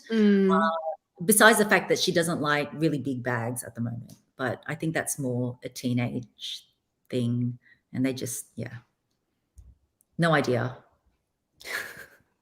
But that's good. Like then because she would pick something that she likes, right? That's more trendy for her or in trend for Alex. Yeah, because my mom's tried to pass me some bags, and I'm like, no, no, please don't. Yeah, so I want to pick something that she would like, but of course I'll give suggestions. Like if she picks something that I think is hideous, I'll just tell her I think that's hideous. But I want her to love it. I want her to have memories of it, like a really fun memory. All right, let me pull this. Okay, this is I think this question we all go through, and maybe Mel, you can share as well. So TCA Best is 129. After spending, so she's done her pre-spend and she's getting anxious. How to ask the essay again? The essay has ignored her text. So do you confront the essay? You see it at the store. The answer is don't confront. But what do you do? What would you do, Mel? What would you do if you're in this situation? I think that confront as a word is very like, where's my bag? Yeah. But I really think it depends on the relationship you have with your sales associate. Like Kat was saying last time, she would just joke, you see. Sometimes I will joke, yeah. It depends on the mood. You've got to assess the mood of your sales associate too. And there's been times where I just come right out and just joke and said, okay, did you get delivery? Have you got my bag yet? I've said that too, like you, right? And they'll just be like, no, nothing. But then one way that I did suggest is that I think you should always ask if you are getting anxious, right? You should ask, but there's ways which I suggested last time around. Like just say you wanted to update your wish, so maybe a colors change. Like colors come out all the time. You're saying, oh, I actually wanted to add this new gray into my wish list or something. So that's a way into it without being so confrontational. And then you start talking about it again because it triggers in the sales associate's mind, okay, I need to think. So I need to, this is this person's wish list. So then they remember. But you just ask like, but I wouldn't be saying like, oh, I've already spent like 20,000 and, this other person spent 20,000. Don't ever do that. And don't bring up a figure like, oh, I've already spent my 1-to-1. Where's my bag? I wouldn't say that either. But maybe they do tend to ignore text and stuff because maybe on the way, maybe they can't sort of specify it in a text or write certain information, maybe. But they shouldn't ignore. They should at least acknowledge and say something. Usually, if I ask a question that doesn't want to be answered, they answer everything else but. So, you want to say, just to cover themselves because they don't want to give you any false hope too. So, yeah, talk to her at the store, but just be nice and kind about it and yeah, that's what I would do. How What about you about girls? you, Amy? Yeah. I agree about the text part. I leave all that conversation out of like a almost like a paper trail, because these are really things that you should be talking in person. And I think I said that last time too, that one way I bring up this conversation is whenever I have a sit down meeting with my essay, and usually when I look at jewelry, that's when we would sit down. Or if I am trying something and the essay has to bring it to me, like the essay is paying a lot of attention to you, then that's when I sort of kind of bring it up. Um,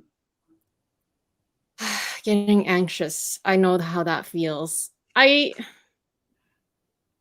just outright ask, when do you think I can expect, or not expect, when do you think my turn will be, like the bag in my wish list, and just see what the essay says. Um there could be, I guess, two scenarios, right? One scenario is, oh, there's a long wait list, or there's not much stock. So that's basically an indirect way of telling you that it's not time yet.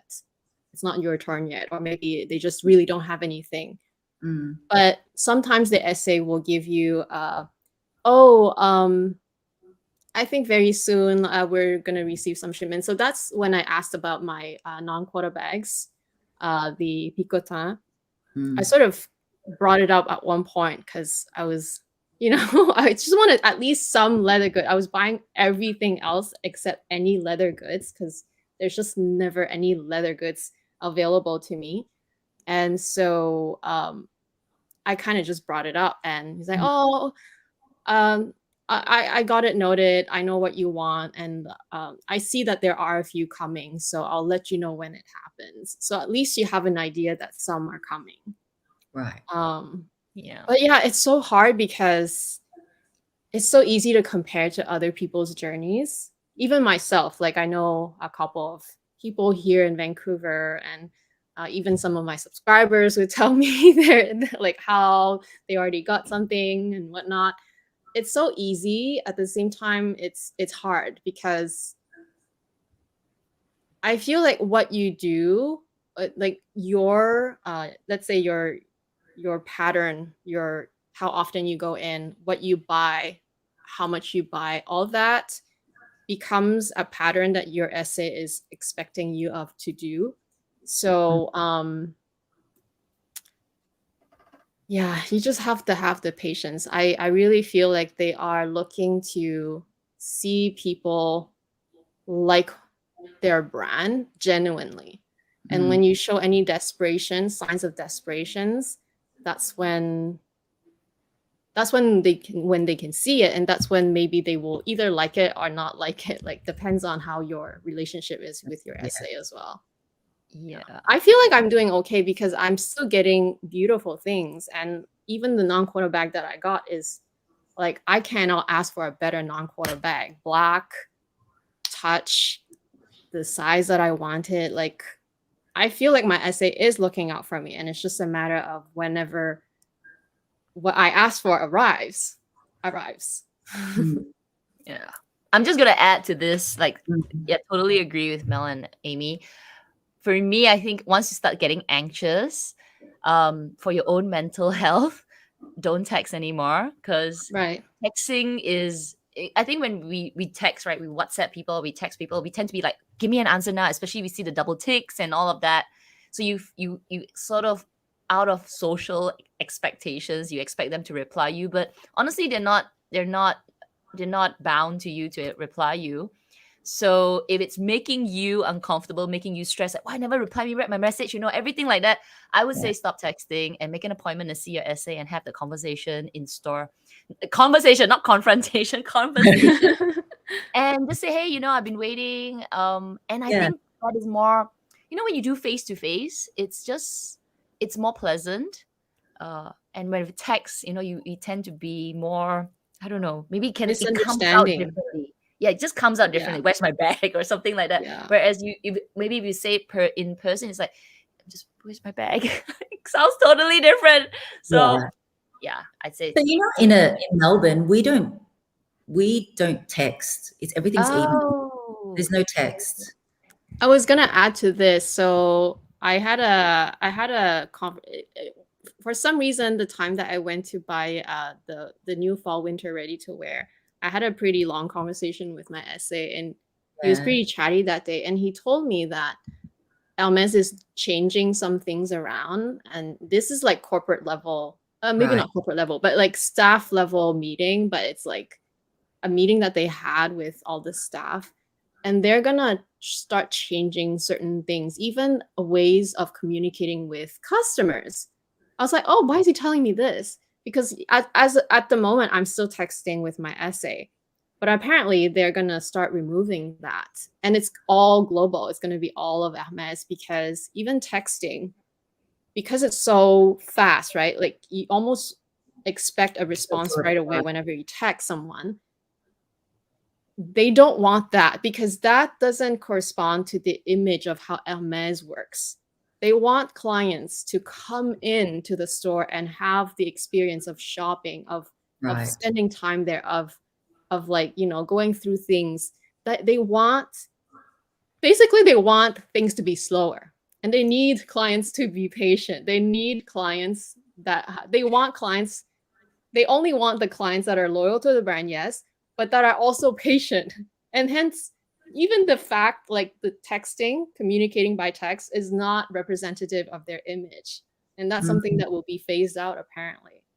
And I was We like, I guess in really? Australia, Huh? you're already doing it. But I'm We sorry, need- in Singapore, if they say, sorry, we don't text anymore, we'll say, give me your personal phone number now.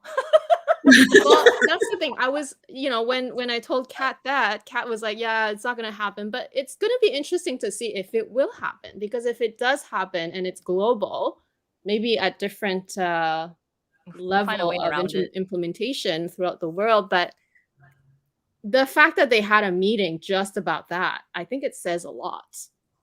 And it also just reflects on how, us as a customer, yes, we are desperate, and that's just all in our heads.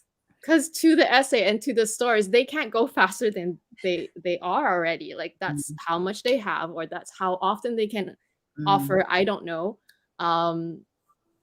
but that's not representative of their image, and that's not how they want to work.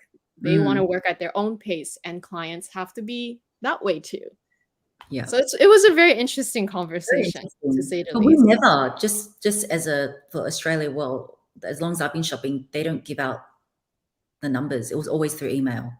Right.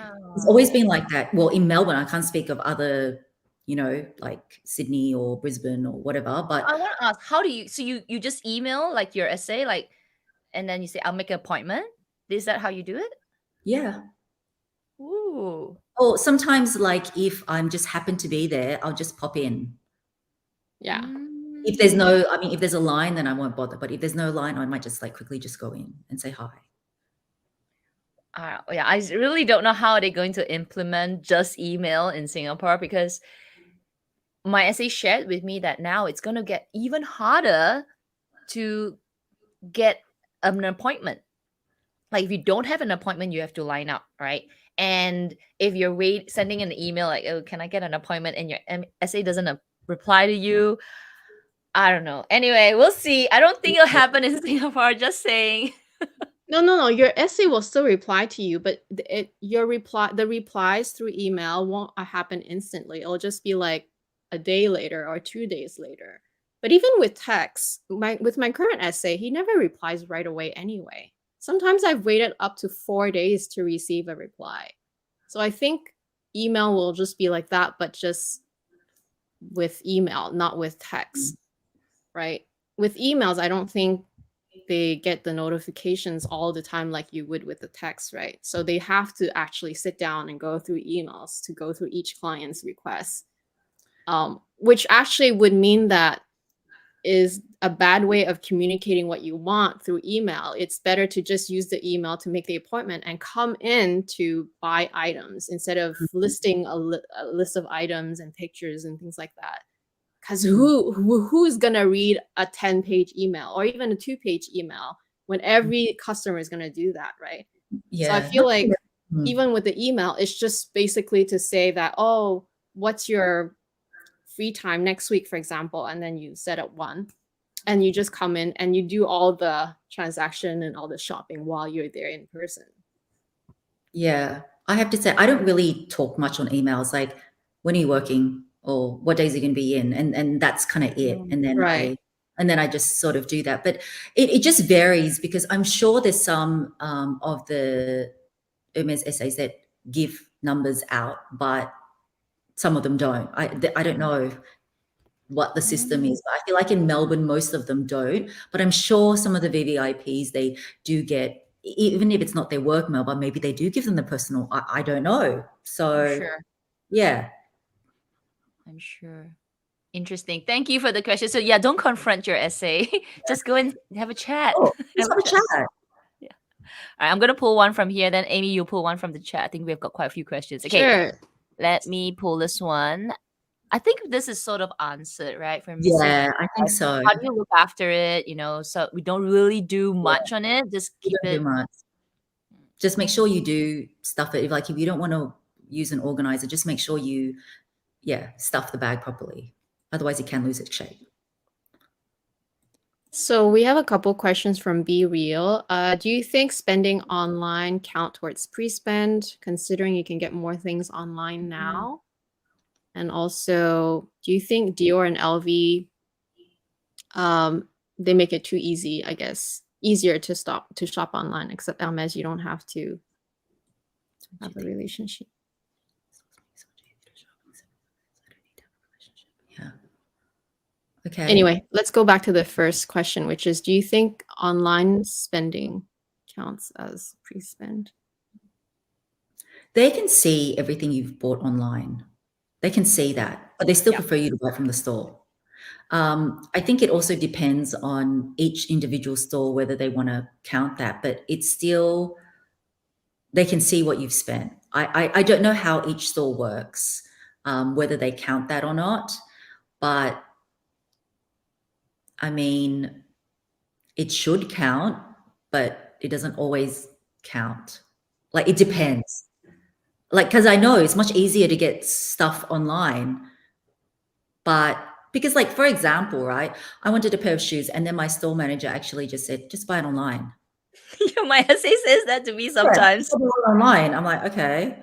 So they can see everything, and it just depends on, I just really think it really depends on the relationship with the essay, because if the essay really puts you forward for it, they already know, when they're putting you up for what, they know what you've spent. They can see everything. So yeah, they can see everything. I've seen I've seen the iPad, and I sort of glanced at the digits of how much I've spent, and I was like, I don't want to see that. I don't want to see that at all. And then, I mean, I don't know what their system is, but they can see everything. And then I'm sure they need to go and kind of calculate, okay, well, leather goods don't count, then I need to calculate all this. So what have you guys heard? Do you think our spending online should count towards our pre-spend? What have you been told? I don't think it does, but I Okay. feel like maybe as a sort of kind of like a bonus, maybe if they would have to, put your case to the manager. Yeah. So like, hey, actually she may have not reached the quota yet, but she's a good customer, she's buying like tons of things online. I feel like that helps, but it also depends on the relationship with the essay, because buying things in the store is commissionable for the essay, so it's kind of business as well. That's the way I look at it. I help you, you help me. Let's get the bag together. So I'll make sure I buy things that will help you. And so if you buy a lot of things online and you don't really have that relationship with the essay in the store, you just buy like one twilly, but you buy everything else online. I feel like it's gonna be it's gonna be a little difficult. But that is how I think it happens here in Singapore. Not sure in the States, because the thing is, in Singapore and also in Malaysia, the stores are closer. you can just go. But in the States, I think you've got to go, like, they're really far away. You got to fly to Hawaii, things like that. So maybe online does count a lot more. So I asked my essay, but I didn't ask too directly. I kind of just said, "Oh, sometimes I see things online, and when I ask you, it's not available. So does it count if I just buy it online?" And my essay told me that, "Oh, unfortunately, it doesn't that way." Oh, But okay. This is honest. Yeah. right, yeah. But he said that what we can do is if you see something online, and if he can order it and somehow order it from the online inventory, I suppose, Oh. then it would count. So that's what my essay told me. But then I also have subscribers telling me that, oh, buying online also counts. So it really just depends on the store. I almost wonder if, just like Kat said, maybe they do all count in the end because it just shows as your profile what kind of things you bought, like all the categories and items. But the essay just really wants the commission in a way. Like the essay needs to be able to argue your case, and I guess depending on what you bought with the essay, um, how likely? Maybe not how likely, but just it makes them look good that they're the ones who sold you the items, I suppose, to argue your case for you. So I almost feel like it doesn't count, but it counts, but only very indirectly, as bonuses, like Kat said too, because according to my essay, it doesn't count, and it's better if if That's they're very stock online that they do the ordering for you. That's very interesting that was so direct because, as I said, with my experience, they just said, go order it online. And I'm like, well, like it was not even a big deal. So I feel like, yeah, it's just like, go order it online. I'm like, okay, you're asking me to order. But I did know, I did also ask that, is everything orderable by him if it shows up online, and it's not. It's not. Yeah. Right. So it depends on the item too. So if it's not something that they can order anyway, because certain things such as very limited things or even things that you have to wait a little while, you might as well just order it online yourself. So yeah, further to the point that Kat said, I think like if the majority of the things you buy in store and then occasionally you have an online thing, they can just see it as a general, your total. It's not a big deal. But if there's if you want to buy something and it's at the store, always buy it at the store as opposed to online, that's what I would say. Yeah. So because it's commission for the essay, you see. So let's say it's a bag, right, Mel? Let's say it's a bag and you are able to add it to a cart. Yeah. Would you just buy it online since it's technically bags don't count? Yeah. I mean, if just say I saw a mini Lindy pop up, right? I'll buy it online. Yeah. But that's not supposed to count anyway. So it doesn't matter. Yeah. Yeah. So I don't actually worry too much about that because really it's about your relationship with the sales associate. Really, at the end of the day, if you're going and they know you, they remember you. So yeah. True. Hermes is so different. Okay, let me pull this one. This is sort of answering your question, Mel. Like you were saying that you love every bag, but let's say what's next? So we have everything. What's next? Like you mean I have every single bag? Like I mean, you have all. I don't think that's the thing, right? Because you never have all, right? But yeah, what do you mean? If you got all bags in the world, you wouldn't need any more bags, right? Because you have everything. Because there's no other bags, but you mean as in from my own collection? Like I've got a lot of. You have you feel like it's complete. Like, are you sick of bags? Would you ever be sick of bags? Look, I don't know. I haven't been sick of them yet. But, yeah, I mean, if you're talking about now, because I have a big variety, like what's next? Obviously, I want something special order. But I think when you have a lot of variety, you just think what I would want something that I don't have. So if you have all the bags in the world, then of course you don't want anything because you've got everything. But usually I would want to add something I don't have. So if it's not an SO, I would love an exotic, does that answer that question? It's quite broad. Quite broad. But let's say what if it's like you feel like your collection's complete. So in the way, it's like all the bags that you can ever have. Would you move on to another category, or you say, nah, we'll just wait a while more, there'll be more bags? You Like, would mean you just another get category like ready to watches? wear, or Maybe? Yeah. oh, you mean like that? Oh, I mean, you could answer it that way as well, right? What if you have everything else already? Like every bag that you could there's plenty ever. of categories: jewelry, watches, like so much, But yeah, I don't know if that question means that, but yeah, there's so much. If you go into the world of fine jewelry, you could get lost too, and even the world of watches, which I'm really getting into now. So yeah, of course, if I feel satisfied with my bag collection, I'm not going to add a bag for the sake of it. I just would want to add something that I'm interested in, because it's not just bags. I do like bags, but I'm really getting into watches because of my husband. Jewelry. The jewelry, I feel like I'm haven't really even really gotten into it yet. So yeah. So the short answer is never ends. I just think if you really love it, it doesn't end. But it's not like you.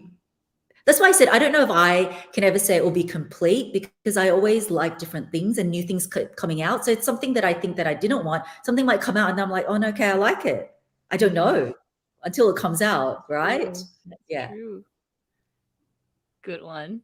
You never know, right? You just don't know. And sometimes something comes out, you think it's ugly, and then later on you end up liking it. Oh yeah, that happens a lot, Yeah, actually. so it's like, how can you say? Yeah. Any from the chat? There's so many. I'm trying, because I know we have to sift through questions, because there's only like a limited time. All right, pull a few more from the chat. Okay. The rest Yeah, I guess okay. Yeah. Okay, this one is a good one. With Hermes non-leather pre-spend. So basically with pre-spend, does it have to be with the same essay? I think it should be. Leather pre-spend. You mean you work with one essay? Yeah, for sure. No, I feel like maybe this person, or maybe sometimes you would shop at your store, but you don't have like an essay. You just go in and you buy things, but every time you get a different essay. I'm assuming that's her question. Yeah, that's what I kind of interpreted too. I would say just try and develop a relationship with one essay, because then you get comfortable and then you just ask for that person naturally too, because then you don't have to different people. Yeah. I think with any store, it doesn't even need to be Hermes. Like any store, luxury store, just hone on one that you like. You kind of like work it out, and that's it. Because it's just easier. Yeah, I think so.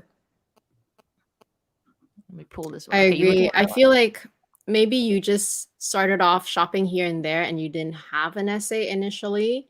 Yeah. They still all count, because even if you were to start going with one specific essay from now on, all the stuff you bought still does count as your pre-spend, except that your essay, like if you start going to just one essay from now on, it's just that you didn't buy all from her, therefore him or her. So it's best that you just stick with that one going forward, because you just become more memorable to that person, and they will know your taste better over time, and they will cater to what you like. True. Because every time I talk about colors, I'm not like, this is so funny. Every time I talk about potential colors, my essay be like, nah, for you, black.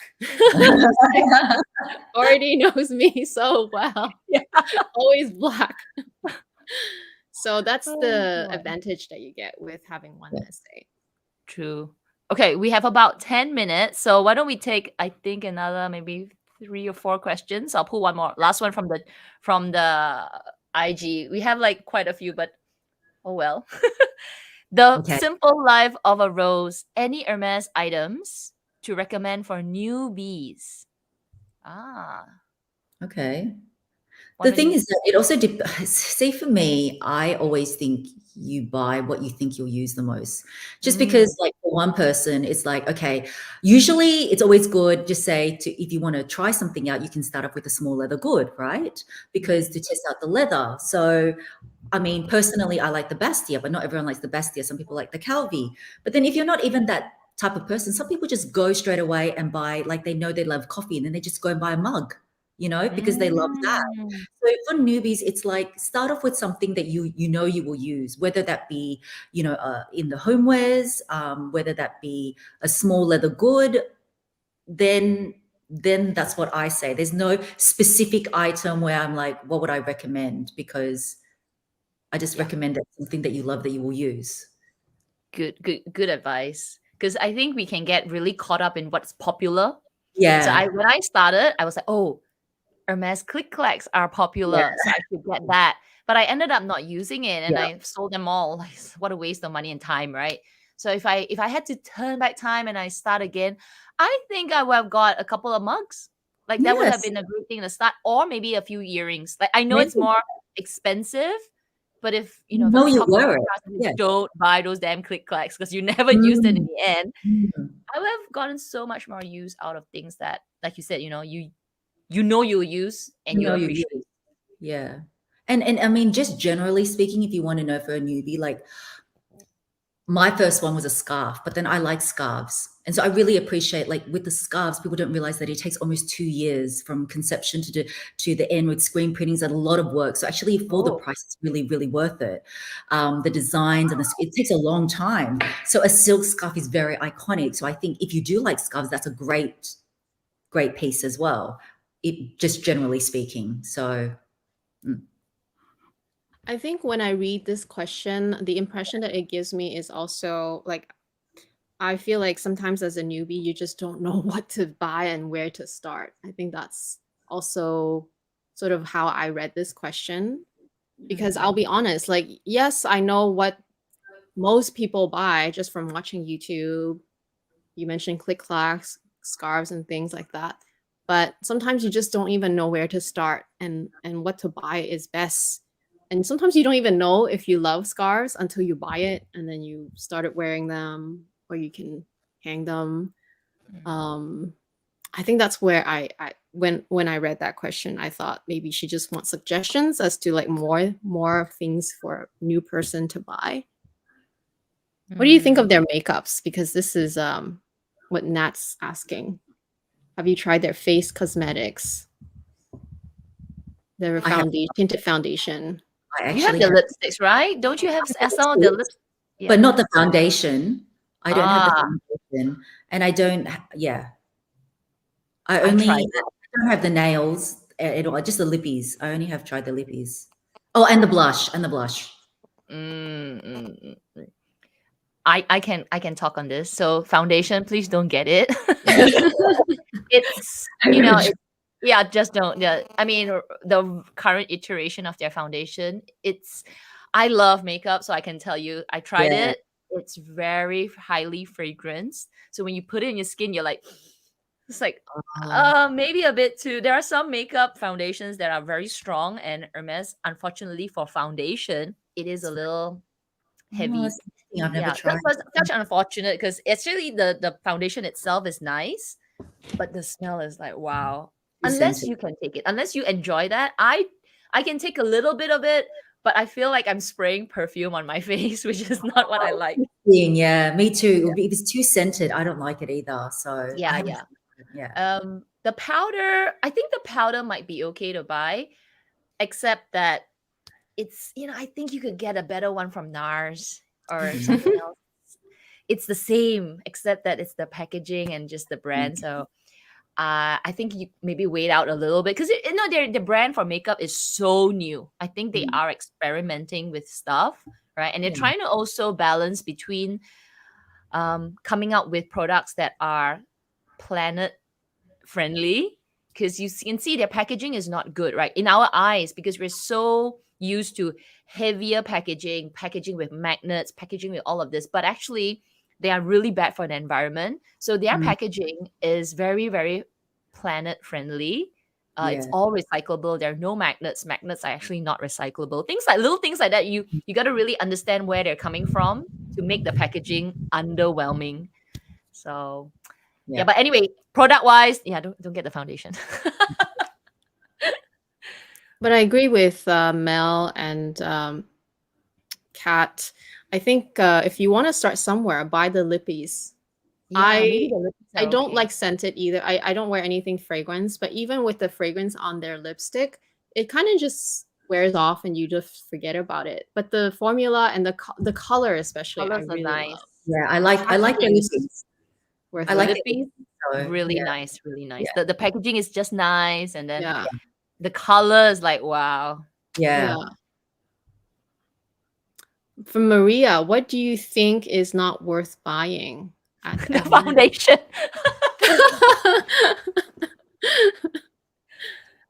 What else? Is there Mel, do anything you that's have anything really that's not not worth worth it? buying? I feel okay. This is some. I probably will buy it eventually, just one. But I personally feel like their wallets are not worth buying. Mm. Their wallets are really, really expensive, like the Dagon, Dagon, I think, Wait, or Mel, do you own a wallet from Hermes? I own like a wallet, right? Like I Yeah. own a compact wallet. Kelly wallet, Ah, but I okay. have to say, like, I've never used it. So I have to agree with that. I was just really thinking, what haven't I used? What haven't I used? It's beautiful. It's But beautiful. I prefer it's beautiful, right? But I just don't like. I just use a card holder as a wallet. So if I just prefer a card holder, I don't need the wallet anymore. So, but this was like years ago that I got it. So I haven't. Yeah. So that's probably not that worth it because it is very expensive. Even the mini Bjorn, right? I got that in Paris ages ago, so it wasn't crazy. But now it's like, whoa, that's crazy. And it's Now essentially it's just like almost $4,000, like yeah. So three. It's so.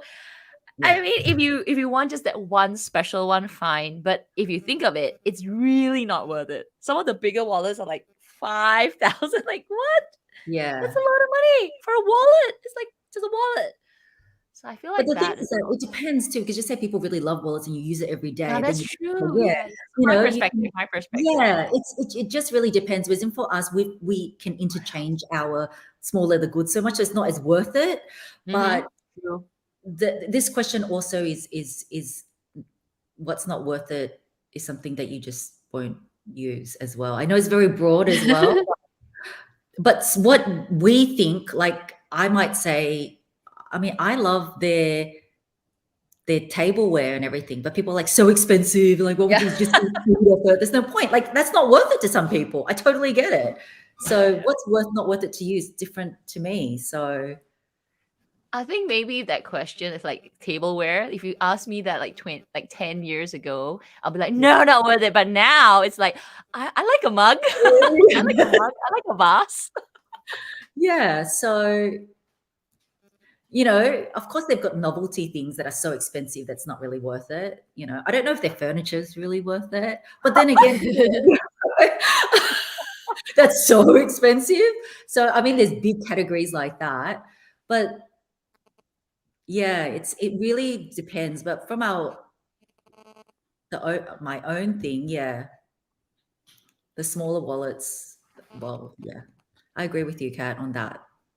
There's just some, right? That you just feel like, I know they're great, but yeah, maybe I'll Like, come back to it. I'll come yeah, back like to you. if I I'll could come back to pick, you. if I could pick again, like at that same price when I got that Kelly thing, I was like Pickerton or that I would have got the Pickerton. You know what I mean? Like, so there's more like that, but it really depends. I mean, everything in Hermes is mucked up. Okay, everything, Yeah.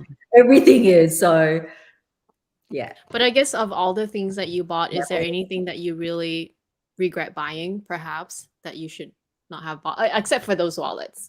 Those wallets. A lot of the stuff are my leather goods, so I really like all of them. I have some ready to wear, but I don't own a lot, you see. And I don't own heaps of their homewares either. So nothing that from my collection I can think of. Okay. Yeah. I like their shoes. Maybe I don't wear some of them as often, but I like them. It's Not that it's not worth it. Yeah. Mhm. Well, if people don't like designer shoes, then it's not worth it. See, this is what I mean. It's very personal. But for me, no, not really. I agree. Yeah. All right. Shall we I pull think one more? we Okay, have we'll pull one one more. more. Yeah. Okay. Last one. Last one. It's okay, let's go with Joe. So she got an offer Oh, and it's a congrats. gold hardware, gold Birkin 35, but she's now torn between a 30 and a 35. What are your thoughts, Mel, on these sizes? Okay, is this like your first one? Like there's a lot of questions. If it's, I mean, I still like the 35. A lot of people don't like the 35, but if I was to say, is this your first one? I would hold out for the 30 because I think the 30 is a universal size. And I also don't know your height and stuff like that, but I feel like 30 suits everybody, you know? The gold on gold is beautiful. And yeah, but then if I had to pick 30 or 35, I would pick 30. Like I would add multiples of 30, but just say a 35, I wouldn't want to have a lot of them. That's just me personally. So that's my thoughts really I quickly. agree. I agree. I think I agree. 35 and because with the bigger bag, unless you're a bigger bag girl, and you know it's just something that you prefer, then Yeah. go for it. But otherwise, I feel like the 35 could be a lot heavier. And with the Birkin, the bigger the bag, the more things you would want to put in, and you may not find it for an everyday use already. Yeah. Yeah. Also, I find that the reason why your essay offered you a 35 is because they are not as popular, or like more readily accessible, not as popular, not as in demand. So you get it earlier, and therefore your essay would have satisfied your request earlier. But instead of giving in and settling, because I feel like that would be a settling instead of a 30 because you're thinking about the 30. So I would say just refuse it and wait for the 30. But then you do say here, I am torn between a B30 and B35. Oh, okay, yeah. So B35, that means you have considered. So if you actually like bigger bags and you're like, I don't mind either, or then go for it, the 35. But that's why I said it depends if it's your first bag. Like just say you own 3 B30s now, right? And it's like 35. I still like the 30 better, but then I would say go for it. So it depends on the scenario. But if it's just say it's your one, then I would go B30. Yeah. Agree. I think because 30 is just more everyday. Like It's you could just even more- go, yeah, you could go for work, you could go out with it. With the Right. 35, maybe if you want to bring for even for like a, I don't know, like a maybe a luncheon, even 30 will still be okay. But 35 might be a bit too much. Yeah. Though bigger bags are definitely like I was having a conversation with you know, my store manager, and they're getting more requests for some bigger sizes now, which is very interesting. Oh, really? Okay. All right. We are at our 2-hour mark. Wow, that was just like So quick. so quick. It's so quick. It's like we didn't even get through a lot of the questions, but that's okay. So, do it again in the future. Thank you, Mel. Thank you Yes. so much for joining us. It Thank was you really so much. fun to have you back. And like this is more casual, right? You know, we're not really Yeah.